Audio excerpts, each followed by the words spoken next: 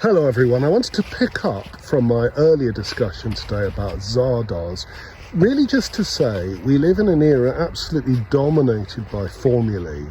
Filmmaking now is hugely formulaic, so you tend to end up with a narrative that's kind of set in stone, an over-formulaized narrative arc with the same points of tension and the same point of redemption and the same slightly smug, self-satisfied conclusion. And this kind of filmmaking is pretty grim because in its desire to fit the formula, it actually delivers what is ultimately a very shallow experience for viewers. And I think the great period of experimentalism in filmmaking, going back to the 1970s, Nicholas Roeg, who's my favourite director, is a marvellous case in point, where his films really don't follow formulae at all. They just follow a kind of creative intuition. And I think they say something very important to our AI-dominated era, where things are done according to tropes, and everything's worked out according to some kind of ghastly,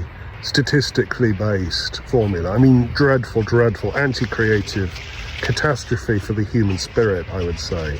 And that's why in the era of the Marvel movies and all the rest of it, huge blockbusters and endless special effects and CGI and all the right things happening at the right time, this is why a movie like Zardoz matters. Not because it isn't in many ways dreadful, but also it has flashes of genius that those films don't have. And I think human creativity is so important.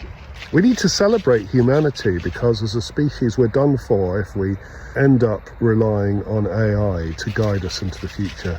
There are a lot of billionaires out there who are very keen for us to surrender our human intuition to AI technology, and I think we'd be fools if we follow that path to its logical conclusion.